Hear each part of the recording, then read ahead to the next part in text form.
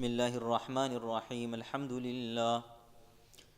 لله حمدا كثيرا طيبا مباركا فيه مباركا عليه كما يحب ربنا ويرضى جل جلاله وعم نواله نحمده ونشكره ونشهد أن لا إله إلا هو وحده لا شريك له ونشهد أن سيدنا ومولانا محمدا عبده ورسوله صلى الله تعالى عليه وعلى آله وأصحابه وبارك وسلم تسليما كثيرا أما بعد فأعوذ بالله من الشيطان الرجيم بسم الله الرحمن الرحيم ربنا لا تزغ قلوبنا بعد إذ هديتنا وهب لنا من لدنك رحمة إنك أنت الوهاب وقال النبي صلى الله تعالى عليه وسلم أما علمت يا أمر أن الإسلام يهدم ما كان قبله إلى آخر الحديث أو كما قال النبي صلى الله تعالى عليه وسلم. Honorable, respected brothers, elders, young friends and honorable listeners, Allah subhanahu wa ta'ala being our Khaliq and Allah subhanahu wa ta'ala being our Malik and our Raziq, being our sustainer, our cherisher, our nourisher and our Creator, He has blessed us and He has showered us with many blessings. And such are the blessings of Allah subhanahu wa ta'ala that if we were to try and count these blessings of Allah subhanahu wa ta'ala, we will not be able to do so. And if we were to try and thank Allah subhanahu wa ta'ala for these blessings, it will not be enough. Just take for example the blessings of the eyes. Just within the blessing of the eyes, there are so many blessings that we cannot count and we cannot thank Allah subhanahu wa ta'ala enough. However, putting all of these blessings aside, the greatest single blessing that Allah subhanahu wa ta'ala has blessed myself with and all of us with is the blessing and the gift and the ni'mat of Imaan.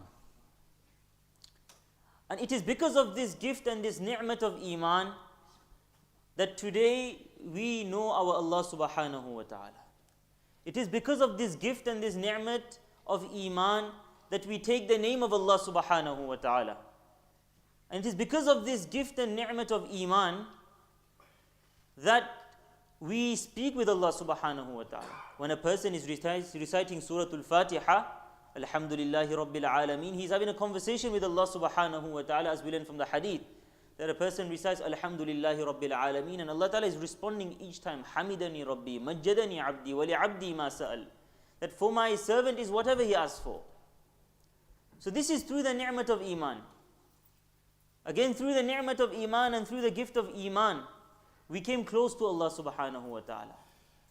When we go into sujood, Nabi Kareem says that أَقْرَبُ مَا يَكُونَ الْعَبْدُ, that the closest that a person comes to Allah subhanahu wa ta'ala is when he is in sujood. When he is prostrating in front of Allah subhanahu wa ta'ala, this is the closest that he gets to Allah subhanahu wa ta'ala. Again, this is through the ni'mat of Iman. Just think for a moment, सिर्फ सोचे कि अगर अल्लाह सुबहानहू व तआला ने मुझे और आपको ईमान की दौलत से मालामाल न फरमाते तो हमारा क्या हाल होता. If Allah subhanahu wa ta'ala did not bless us with Iman, then what would our condition be today? We see those individuals out there who have no faith. They will, they will go and they will move up and down. They will go from north to the south, east to the west, and they will just spend their days and they will spend their life. And then their life will come to an end and that's it. But we know the reality is something else. This is why this gift of Iman and this ni'mat of Iman is a great blessing of Allah subhanahu wa ta'ala. And this gift and blessing of Allah subhanahu wa ta'ala is such that it cannot be purchased. يُضِلُّ بِهِ مَنْ يَشَاءُ وَيَهْدِي مَنْ يَشَاءُ. Allah ta'ala guides whomever He wills. If Allah ta'ala has written guidance for a person, then Allah subhanahu wa ta'ala will plant the seed of Iman into his heart. And Allah ta'ala will create means for that individual to come into the fold of Islam. And if Allah subhanahu wa ta'ala has written misguidance for a person, then Allah ta'ala will make him stray from the path. This is why the greatest example of this, if anyone could have given someone Iman, it would have been Rasulullah sallallahu alaihi wasallam. the uncle of Rasulullah sallallahu alaihi wasallam being Abu Talib. He was a social pillar. He was a support in society for Rasulullah sallallahu alaihi wasallam. He left no stone unturned in assisting Rasulullah sallallahu alaihi wasallam. And he had full yaqeen in Rasulullah sallallahu alaihi wasallam, to the extent that once in Makkah Mukarramah there was a drought that took place. And Abu Talib, he comes and he takes the hand of Rasulullah sallallahu alaihi wasallam, and he comes and brings him into the fold, and he brings him into the precincts of the Kaaba, and he makes dua to Allah Ta'ala that, oh Allah, this is my nephew Muhammadur Rasulullah sallallahu alaihi wasallam. He is a well-wisher for the needy and the poor, and he assists the widows and he assists the poor, and he has good character with his relatives. Oh Allah, I ask you through his wasila, and I ask you through his medium and his intercession, Ya Allah, send down upon us rain. Immediately Allah Ta'ala sends down upon them rain. However, Abu Talib, although he was assisting the greatest human being to ever set foot on this earth, Rasulullah sallallahu alaihi wasallam, he is in his maradul wafat. He's in his last stages. And Rasulullah sallallahu alaihi wasallam comes into the room, and the other mushrikeen in Makkah, they also sat there, the likes of Abu Jahl and Abu Lahab. Rasulullah comes in and he whispers something in the ear of Abu Talib, and he says, قُلْ لَا إِلَهَ إِلَّا اللَّهِ يَا عَمِّي. Oh my dear uncle, just recite La ilaha illallah, أَتَشَفَّعُ لَكَ عِنْدَ اللَّهِ, that I will intercede for you in the court of Allah subhanahu wa ta'ala. And then these mushrikeen in Makkah, they say that, oh Abu Talib, are you going to abandon the religion of your forefathers? People will scoff at you and people will laugh at you. And this ghairat comes into Abu Talib, and he says, I leave this world on the faith of my forefathers. And he leaves without Islam. And Rasulullah sallallahu alaihi wasallam was so upset at the death of Abu Talib because he went without Islam. And Nabi Sallam said, I will continue to make dua to Allah subhanahu wa ta'ala until Allah ta'ala stops me. Allah ta'ala reveals a verse of the Quran that once a person has gone without Iman, then you cannot make dua for that person, for their Iman, and for Allah subhanahu wa ta'ala to save them. So this Iman, like I was saying, is a great asset that Allah subhanahu wa ta'ala has given to us. But our fikr and our worry should be, remember, the biggest kamal and the biggest deal is not to come into the world with Islam. Rather, the biggest deal is that when we leave this world, do we have Iman with us? Otherwise, look at the Sahaba radiallahu anhum. Many of them came into the world without Islam. Many of them. These were the same Sahaba. Rasulullah would look at Sayyidina Ammar radiallahu anhu and he would say, Ammar is full of Iman and Islam from head to toe. This was Ammar radiallahu anhu.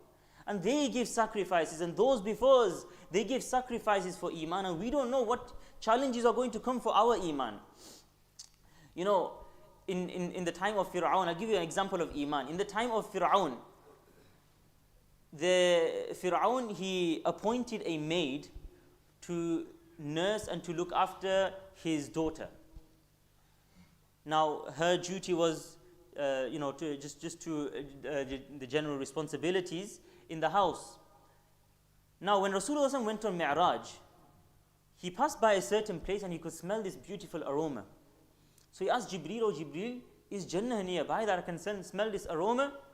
He says, no. He says, where is this aroma and this beautiful scent and smell coming from? He says, this is coming from the grave of the maid of the daughter of Fir'aun.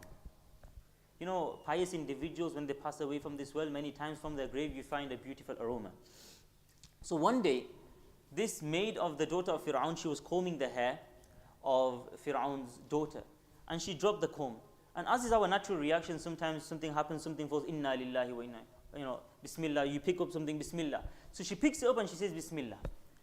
So this daughter of Fir'aun, she is perplexed. She says, because Fir'aun on 2 occasions, he made the claim that he's Rabbul Alameen. He loved his position. So she says that, are you saying that there's another Rabb other than my father? Are you claiming that there's another creator other than my father? So now Iman is something which does not stay hidden. It eventually comes out. So she says, your father is not Rabbul Alameen. Allah is Rabbul Alameen. He is the creator of your father as well. Now this is related to Fir'aun. And Fir'aun summons her. And as in the world, if there is a crime that's taken place, then you'll have an opportunity to plead guilty or not guilty. So she comes into the court of Fir'aun. Fir'aun gives her an option to retract her statement. She says, no, I will not. Now she had 2 young daughters. One was who was still in need of the mother's milk, and one was who was about 5 or 6 years old. He says, if you do not retract your statement, then I will kill your 2 daughters. But this was Iman, and this was the challenge of Iman. We don't know what challenge of Iman is going to come to us. Now, he kills one of the daughters, right in front of her eyes. Imagine the anguish that mother went through, seeing that daughter die in front of her eyes. Go to the hospital today and see the faces of those mothers who have lost their children in childbirth. Now, the second one. Again, this is a challenge of Iman. Now this child hugs the mother even tighter. Now this mother is caught between the love for the child and the love for the Creator. Very similar to Sayyidina Ibrahim alayhi salatu wassalam.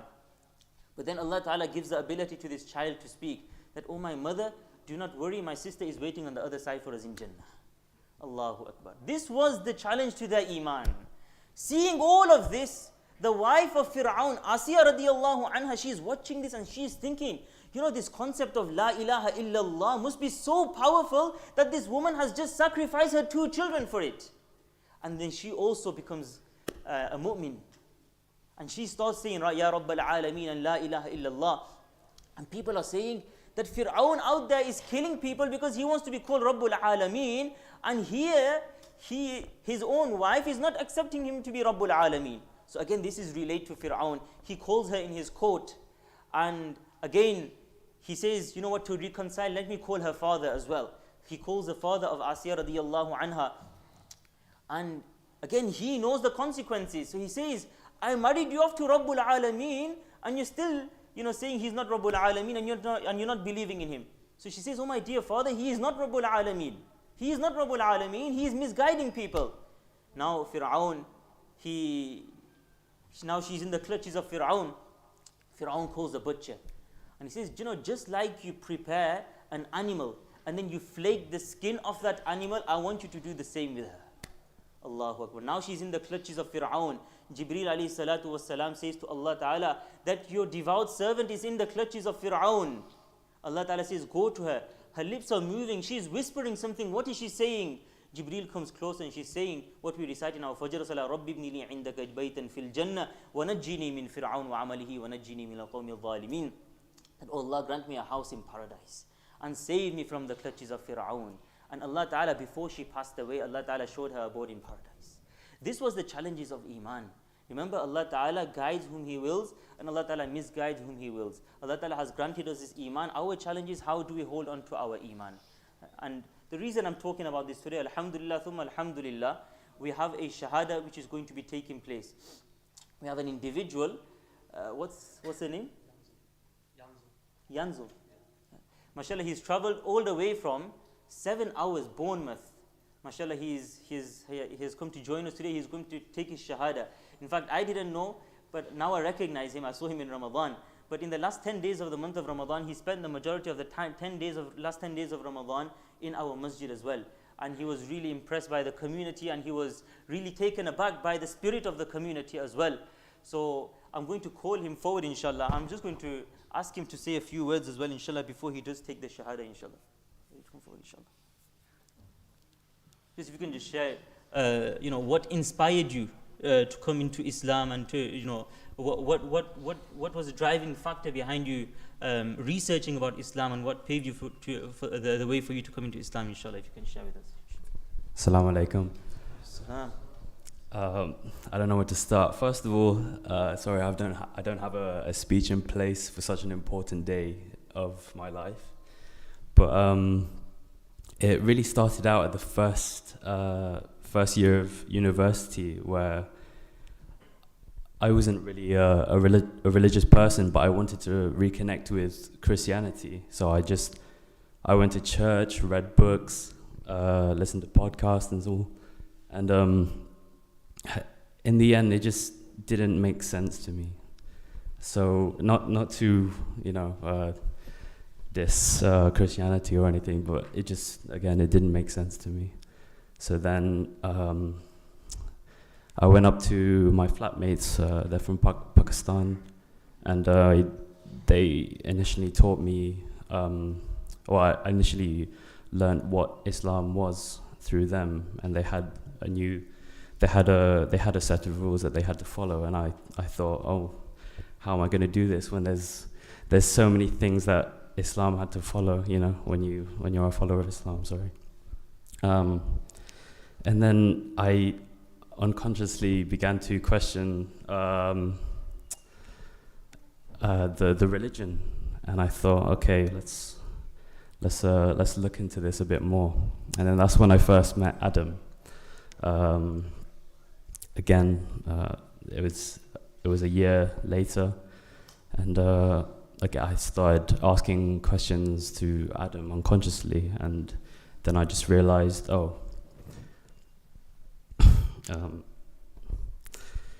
maybe I've got an interest in this religion, and it came up to Ramadan, and their family invited me to. Sorry, let's just. Sorry. Yeah, so they invited me out for the last week of Ramadan, and their hospitality meant so much to me, and they just guided me through such a special time for me, and only then did I realize, okay, I want this to happen. I wanna be a Muslim.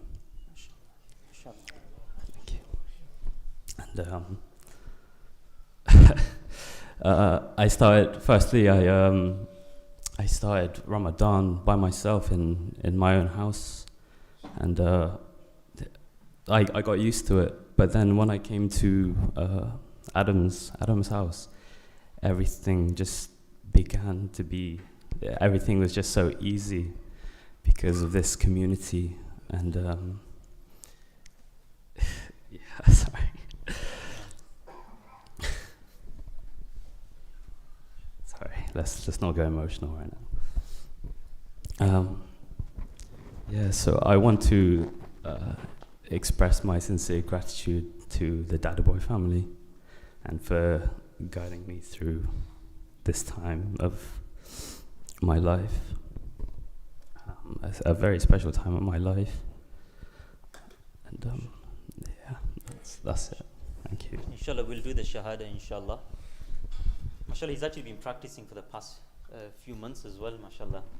May Allah Ta'ala accept from him as well. Inshallah, we'll do the Shahada. He's going to repeat after me, inshallah. Ashhadu Allah ilaha illallah wa ashhadu anna Muhammadan abduhu wa rasuluh.